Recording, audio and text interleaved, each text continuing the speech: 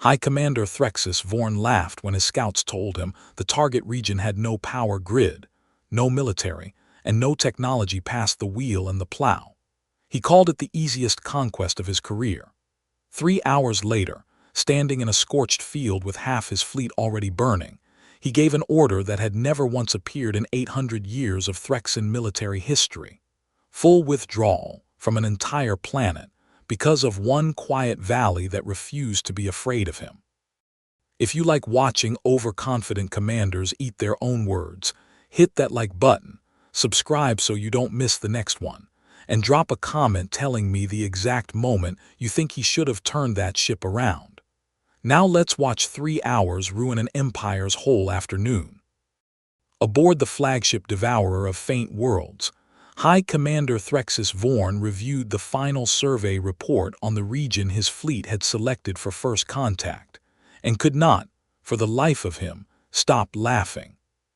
"Read it to me again," Vorn said, wiping something like amusement from beneath one of his 4 eyes. "The part about the horses." His intelligence chief, a long-suffering officer named Sale, read from the tablet with the flat, careful tone of someone who had learned exactly how much enthusiasm was safe to show around his commander. Primary transportation method, horse-drawn carriage. No firearms detected beyond basic hunting rifles. No powered communication devices. No electrical grid. Population approximately 30,000, spread across rural farmland, organized into small religious communities that reject most modern technology by choice. "By choice," Vorn repeated, delighted. "They have access to the same weapons as the rest of this world and they choose farm tools instead." "That is the assessment, Commander." Vorn stood and looked out at the planet turning slowly beneath the ship, at the pale patchwork of fields that made up the region his fleet had marked for first landing, a stretch of farmland in the human territory called Lancaster County. He had conquered 14 worlds in his career, each one requiring careful planning, calculated force, and the particular patience needed to break a population that knew how to fight back. This one, by every measure his own officers had brought him, required none of that. "This," Vorn announced to the bridge at large, "will be the fastest pacification in the history of the Threxin Dominion. We will have this valley kneeling before their own church bells ring for evening service." He was already composing in his head the exact wording of the report that would make this the story told at his eventual promotion ceremony. "Land the first company. I want to see their faces when the ship touches down." Sale, watching the pale fields grow larger on the display, said nothing further, though he had, over many years of service, developed a very reliable instinct for the exact moment a commander's confidence outran his intelligence briefing. That instinct was, at this particular moment, ringing rather loudly.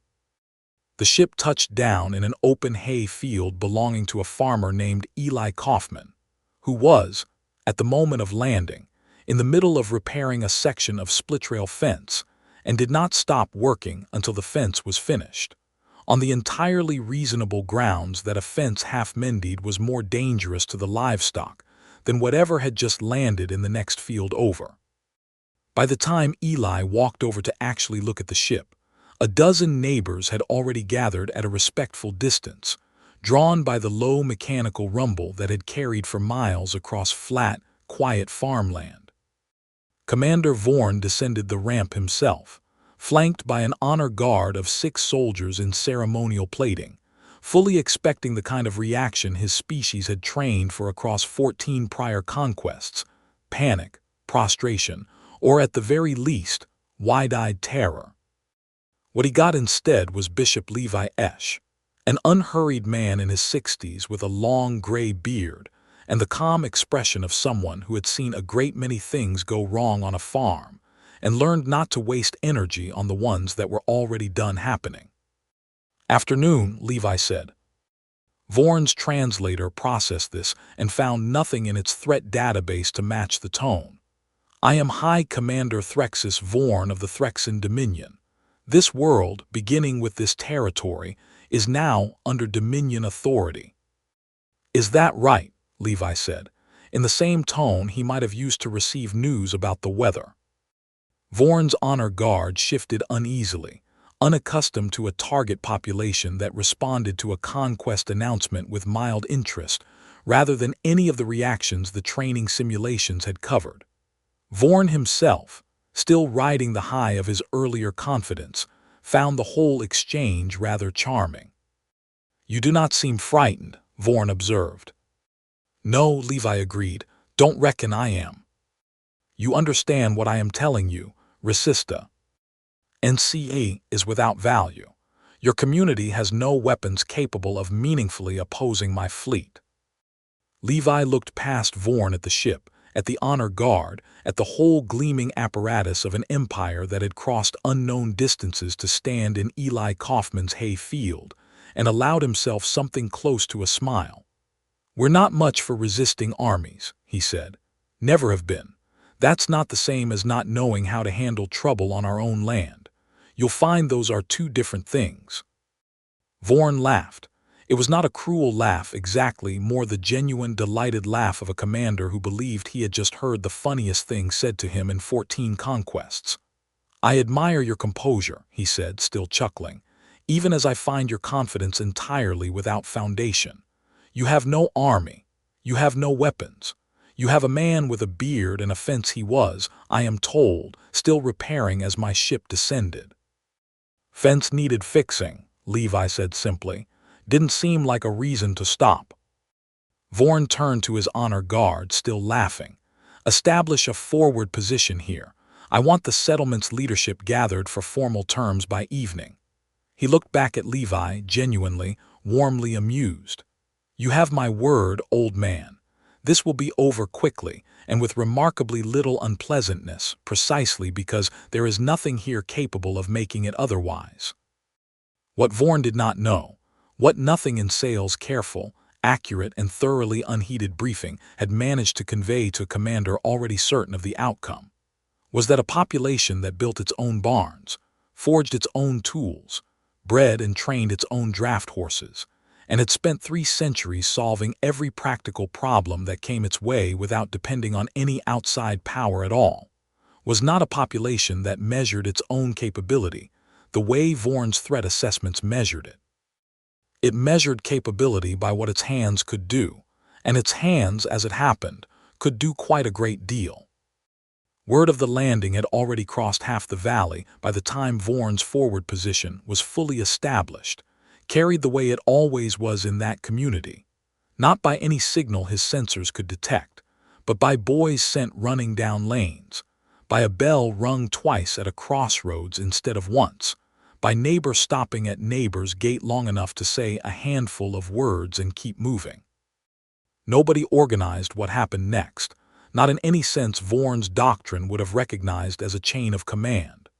Bishop Esch simply mentioned, to the men gathered at his own farm that afternoon, that the strangers seemed to be planning on staying, and that seemed, to everyone present, like the kind of situation that called for the same response any serious problem on shared land called for.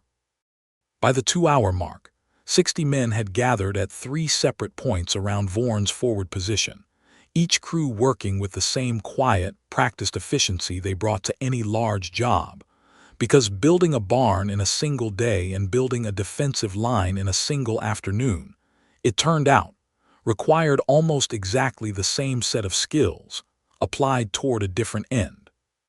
At the eastern approach, a crew led by a lean, quiet farmer named Amos Blank raised a line of angled timber barriers using joinery techniques passed down through 4 generations, strong enough to stop a loaded wagon, and though nobody in that crew had ever tested the theory before that afternoon, considerably more than that.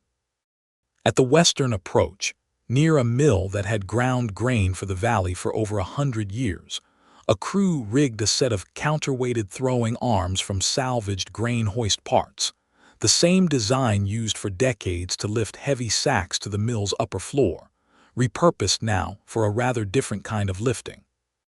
And at the crossroads directly ahead of Vorn's own position, 60 draft horses, Belgians and Percherons, The massive, patient animals that pulled every plow and wagon in that valley were gathered into the largest open pasture available, not as any kind of deliberate weapon, but simply because it was where the animals already were, and where, within the hour, they would prove considerably more disruptive to an advancing formation than anyone had specifically planned for. Vorn, watching the reports come in from his own forward scouts, found the whole thing rather charmingly quaint. "They're building fences," he said to Sale, genuinely amused. "An hour after I explain that resistance has no value, and they respond by building better fences." Sale, watching the same footage with rather more attention to detail than his commander, noted something Vorn's amusement had caused him to overlook entirely. "Commander, the structural pattern is inconsistent with standard agricultural fencing. The bracing angle suggests load-bearing capacity well beyond what livestock containment would require." Vorn waved this off without much concern. "It is wood, Sale. W.H. Aver they intended to stop, it will not stop us." He would, within the hour, discover exactly how wrong that assumption was. Vorn ordered the advance at the top of the third hour, 20 soldiers moving toward the settlement center in the same disciplined formation that had worked on 14 prior worlds, expecting the timber walls his own intelligence officer had flagged as a minor curiosity to present, at most, a brief physical obstacle. They reached Amos Blank's eastern barrier first. The formation's lead element registered the wall as a low-threat structure and advanced without slowing, exactly as Vorn's doctrine prescribed. It did not account for 4 throwing arms releasing in careful sequence, each one hurling a stone with the kind of accuracy that came from men who had spent entire lifetimes judging weight, distance, and timing by hand and eye alone, with no sensor array ever required to do it for them. The lead transport sled came apart entirely under the first strike. The formation scattered into a narrow funnel between the timber walls, where men with pitchforks, hay hooks, and a calm, unhurried refusal to be pushed off their own land were already positioned and waiting. At the crossroads, a second detachment attempting to bypass the wall through open pasture found itself abruptly surrounded by 60 spooked draft horses, running in the tight, unpredictable herd pattern that startled horses have always run in, entirely indifferent to rank, armor, or planetary conquest.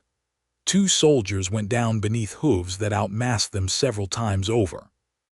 The rest of the detachment broke formation entirely within 90 seconds, an outcome that no amount of Threxin tactical training had ever remotely prepared them for. Vorn received both reports within minutes of each other, and for the first time since landing, the laughter drained entirely from his voice. "Casualty report," he said.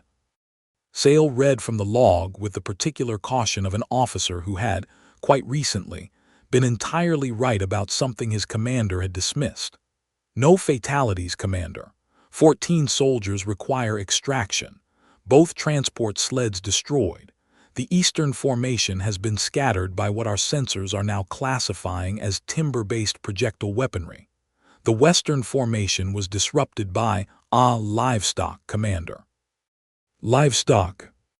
"Large domesticated animals, Commander. Unarmed, by any definition our sensors recognize. Deployed, as far as we can determine, simply by being present in the animal's own pasture at the moment our soldiers attempted to cross it." Vorn stared at the tactical display for a long moment, at the neat timber walls he had personally dismissed as fencing an hour earlier, at a casualty report that now included both an improvised siege weapon and a herd of farm animals within the same engagement. He thought of the old man's exact words, delivered without a trace of the fear Vorn's 14 prior conquests had trained him to expect. "That's not the same as not knowing how to handle trouble on our own land."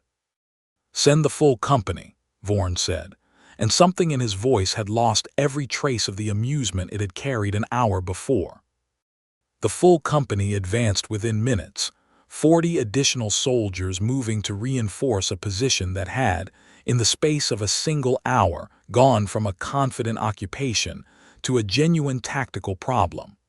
What they found, approaching the settlement center, was not a broken population awaiting terms. It was Bishop Levi Esch, standing at the mouth of the Timberwalled road exactly where Vorn had left him 3 hours earlier, unhurried, unarmed, and entirely unbothered by the chaos unfolding on every side of him. "Still fixing fences," Levi observed, as Vorn himself finally arrived on foot, having abandoned the dignity of a command transport in favor of seeing the situation directly for himself. "You built weapons," Vorn said. There was no laughter left in him at all now. "In 3 hours out of wood." "Built what the day called for," Levi said. "Same as we always do. You laughed at that a while back. Don't imagine you're laughing now."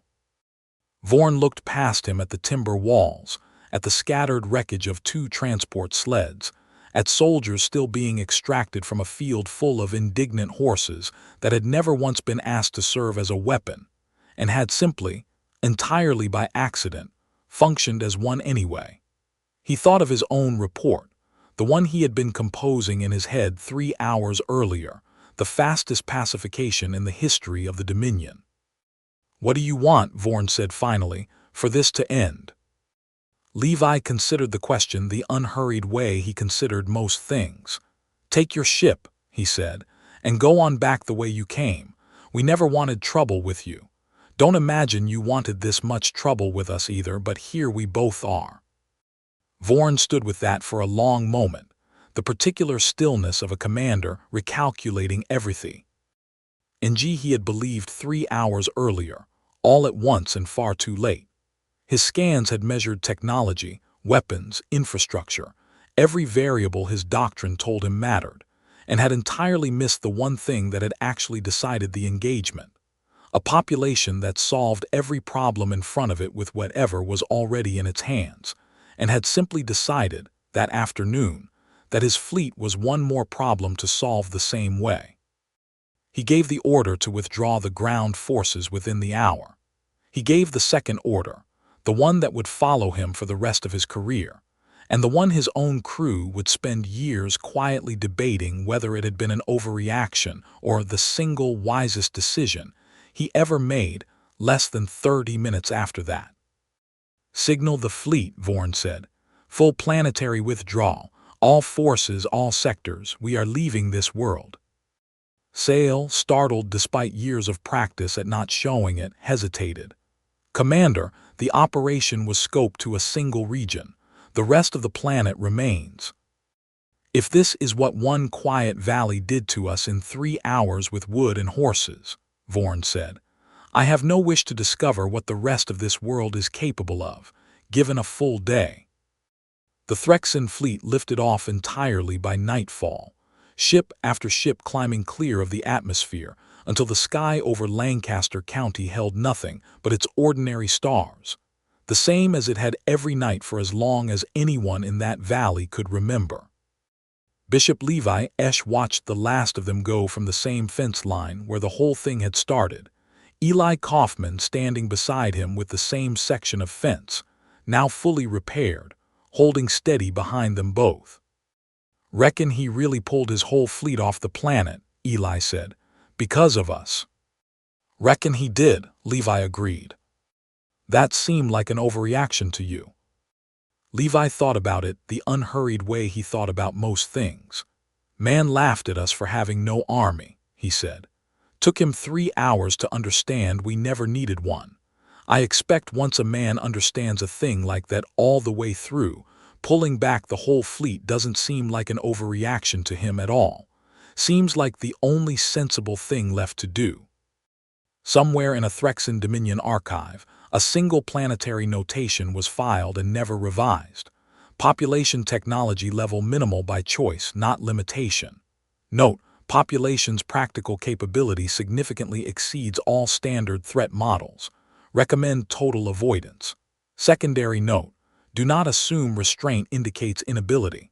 This population is fully capable. It has simply chosen until provoked not to demonstrate it. High Commander Vorn added one line of his own, appended to the report well after the official version had already been filed, in his own hand rather than dictated to any translator. "I laughed because I mistook their patience for weakness," he wrote.